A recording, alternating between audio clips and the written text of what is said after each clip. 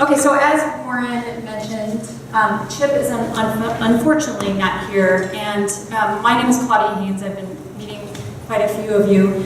But what we intended was that Chip was going to talk a little bit about theory, and then I was going to talk to you about what that theory kind of looks on the ground. And the theory is that this idea is this intersection of parent empowerment, media mentorship, and app design. So has anyone heard of the term media mentor before? Does anybody know what it means? No, it's okay. The papers are over there. So I'm gonna talk about it. I am from Homer, Alaska. I've been talking to a lot of people about it, so I thought, well, I'm not gonna shoot in slides of my own kids, although I will show you some kid shots. I thought I'd show you a couple of pictures of Homer. So Homer is about 225 miles south of Anchorage, which is Alaska's biggest city. And by big, I mean about 300,000 people, right?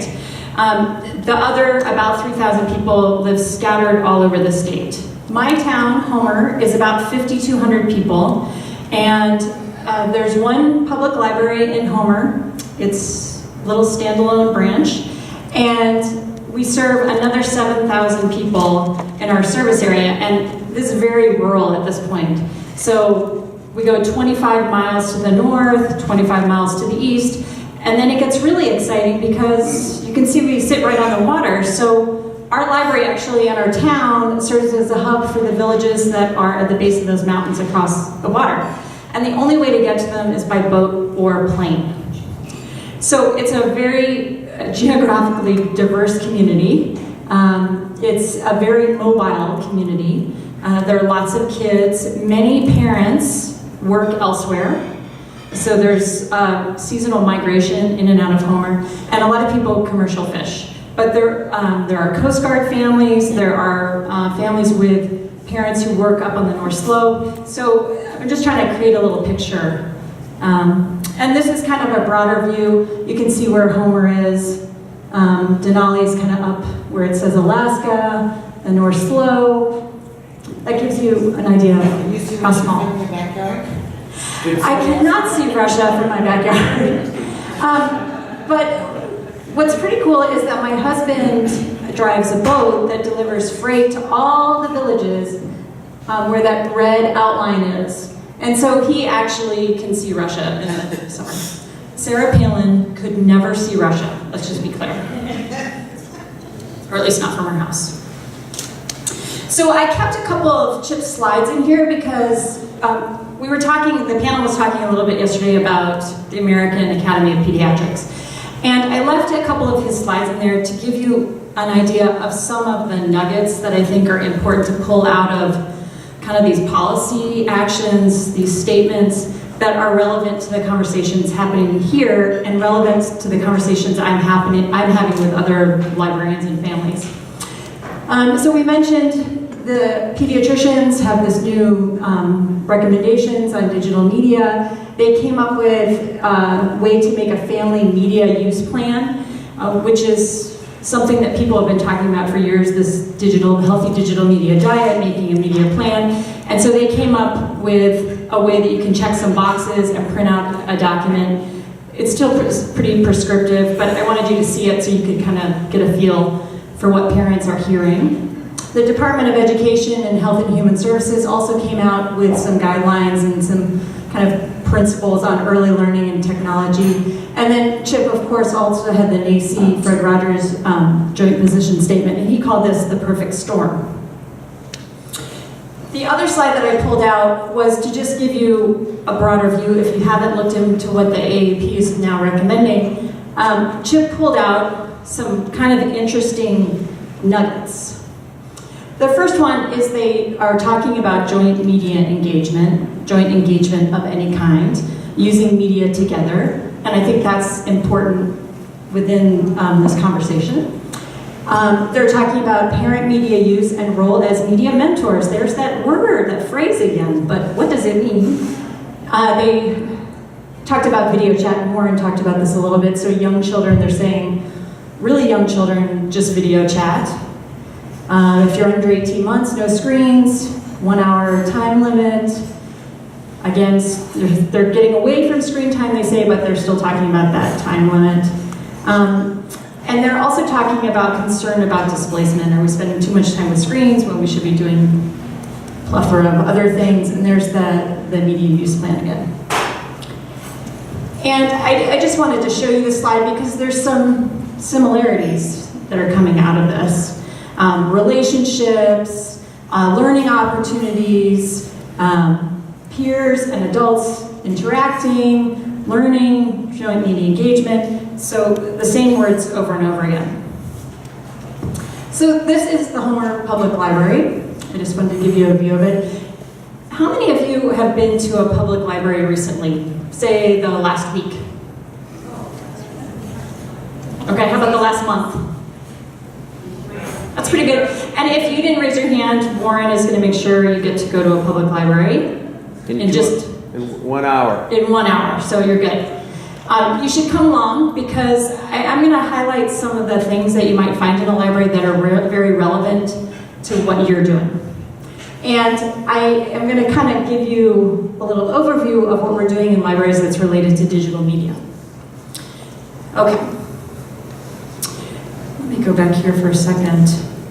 I wanted to show this to you because this glass space is supposed to be kind of the prow of a boat.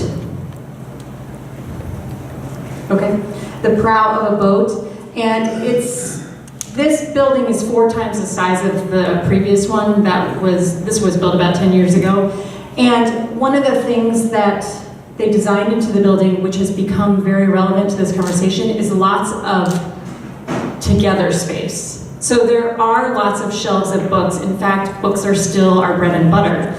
But small meeting rooms, gathering spaces, group working spaces. We have a glassed-in children's room so kids can be rowdy and loud.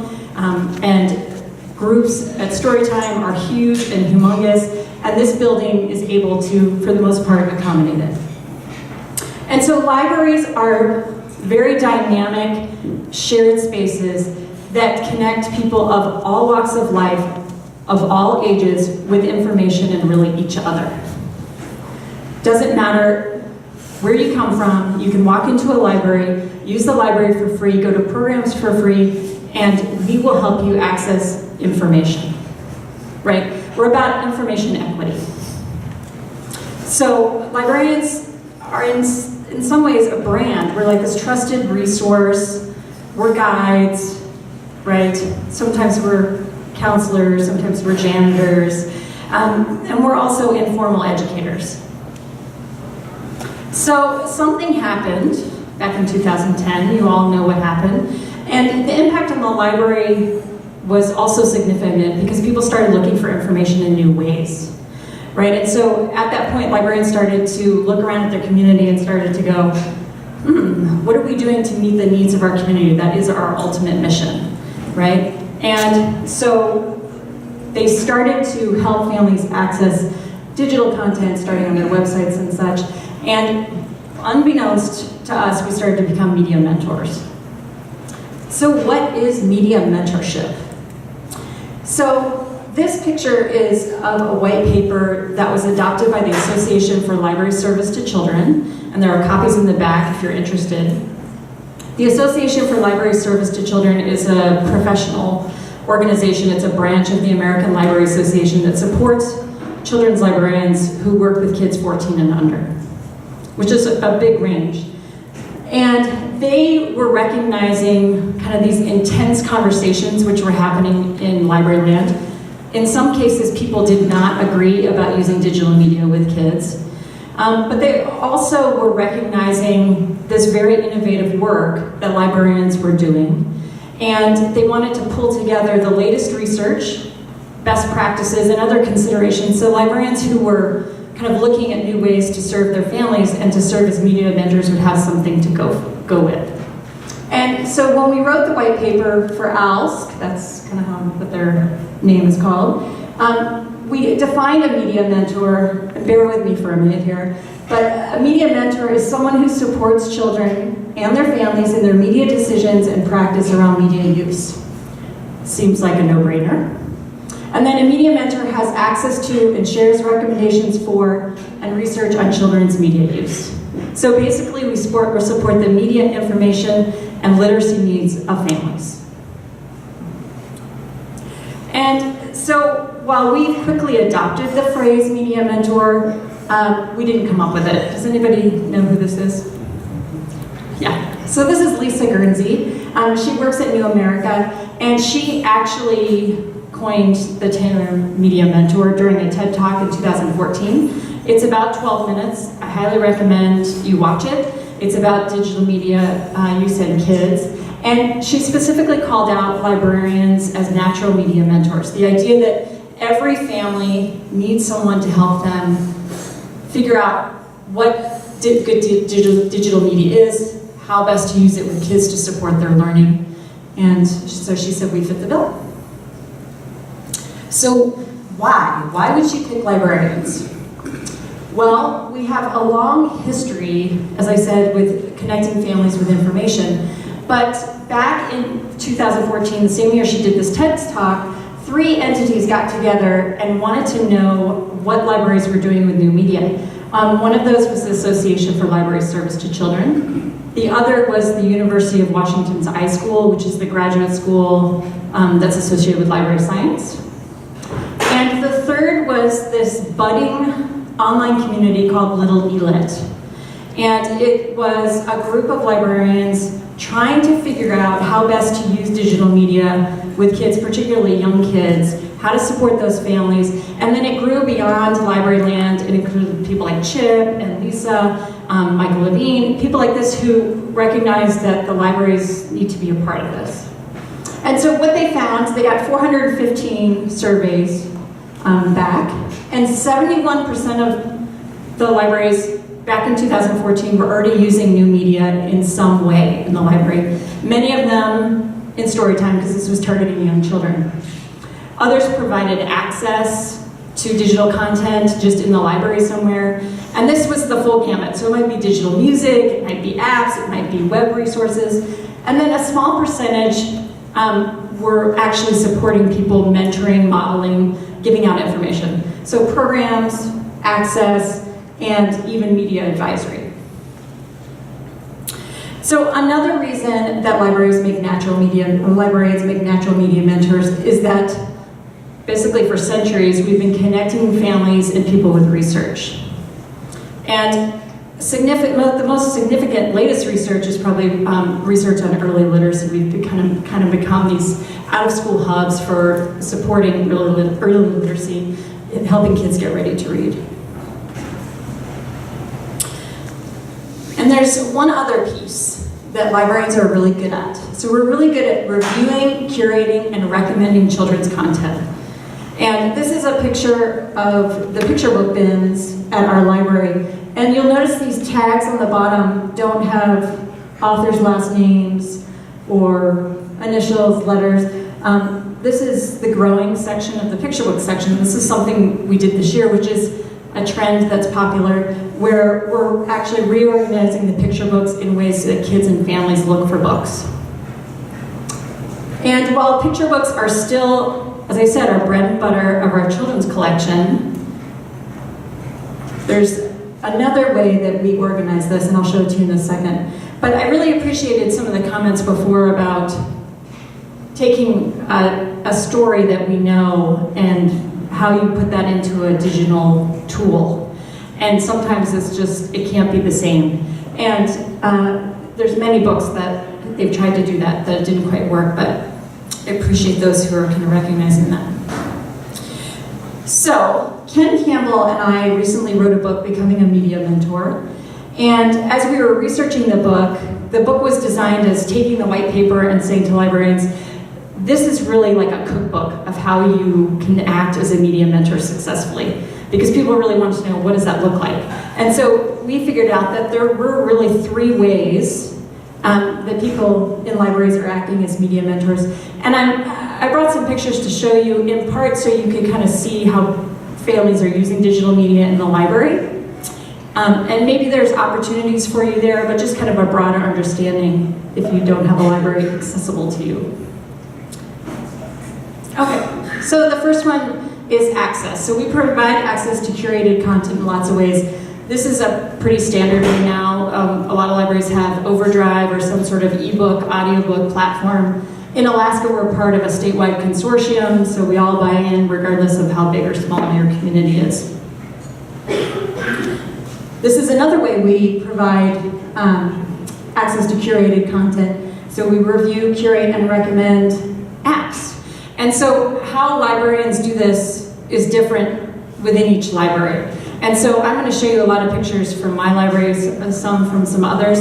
And so there are a lot of similarities, even though my library is in a town of 5,200 people. You know, how it looks in the Brooklyn Public Library is going to be different, but in theory, it's the same. And so other libraries have also taken to Pinterest to curate apps to connect with families because many people use Pinterest. I'll show you the case of another library that actually has app recommendations as part of their website. So however they do it, they're providing access to curated content. This is another way. This is an AWE learning station. And is anyone familiar with AWE, those learning stations? So you basically get this computer in a box, and it's loaded with content. Some librarians love that. I'm not as much of a fan because I actually like to review, curate, and recommend specific content. I feel like I'm pretty good at it. And so I will actually go through all of these and evaluate the individual apps based on my community and hide ones that I don't think are a good fit or leave ones up. But that's one way that librarians who are at different levels of comfort might want to do it. And you'll see all these pictures have more than one child or more than one person at them. We kind of set them up to encourage that. We'll have multiple chairs, multiple headsets, anything to encourage more than one person to play together. This is another example of how we did that. And these three people, I can't actually see what they're playing there, but this is an iPad station in our kids' room, and you can see what I was talking about before, that it's a stationary mount that's mounted in a horizontal way, but we put one app at a time on that iPad. And someone was talking about this yesterday about kind of an inflection in design that helps kids kind of self-regulate and move on. And this is designed in that same way, so that when they're done playing the games that are basically for kids 8 and under, they'll move on to the other resources that are in the library. This has been a huge success. Parents are happy, kids are happy. Almost every kid that walks into that library goes to that iPad. They either look at what else someone else is doing, they play with it, they touch it, and over, I think the last 3 years we've been doing that,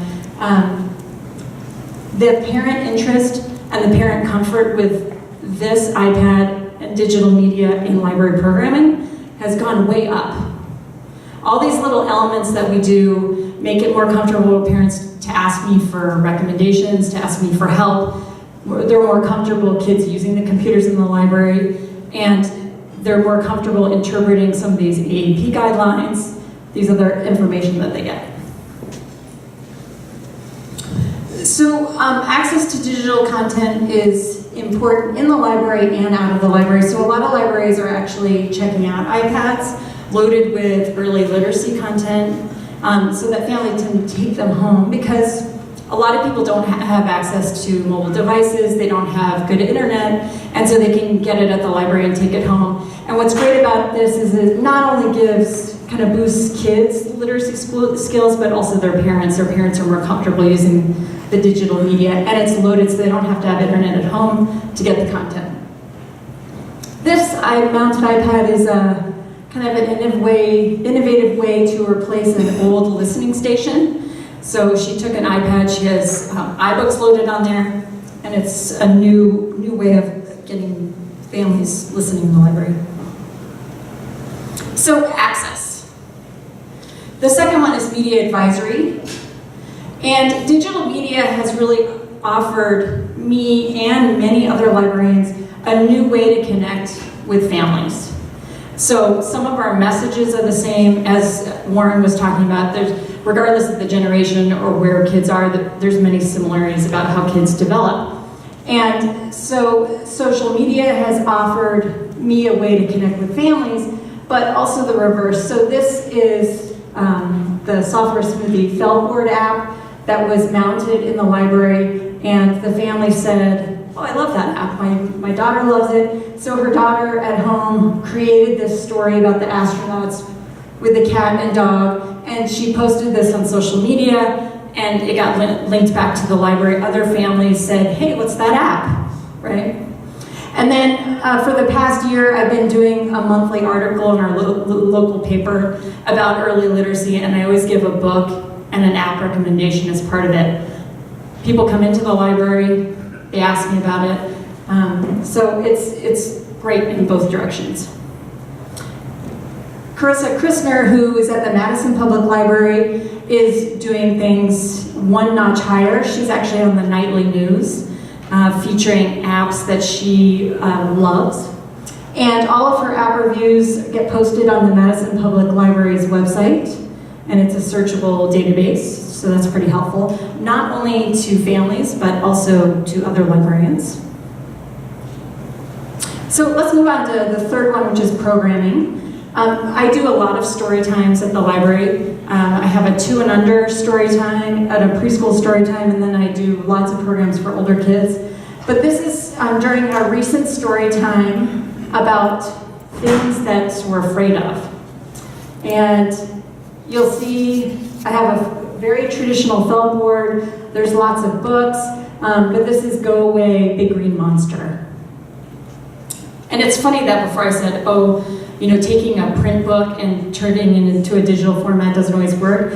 This one actually works very well. And you can see I don't have a huge screen in my library. Part of that is money, but part of it's the design of the building. It just would seem a little bit weird. So I tend to find apps in Storytime that have kind of a lot of white space that's easy for people to see. I'll decide to use an iPad if the group is somewhat smaller than bigger. But you can see the kids are quite engaged. And we read some other books about monsters. And what's funny, I came about this picture because one of the families had posted it on Instagram. And I loved the comments because another friend of this person said, is she reading a story from an iPad? And then the next comment was, cool. And so I knew what we were doing was working because then there was an exchange about what it was. And so it was a great experience. The kids easily transitioned from one thing to the next. So it was a really good fit for everybody. And the book was also checked out, so it worked out great. So this picture is kind of in here for Jens, JB, because he actually was kind of involved with this group a little bit. So this is another kind of programming that we do at the library for older kids. After school this time of year, we do a regular maker club, but in the summer we do a maker camp. And we don't have a separate designated maker space, we kind of do it as a pop-up space. But for 10 weeks, we had a maker camp split into 2 5-week periods. The first week was video game design and traditional game design, and the second portion was video making, so with stop motion animation. And so, can you all guess what this game is that they're... Minecraft, right? But they're not actually playing Minecraft.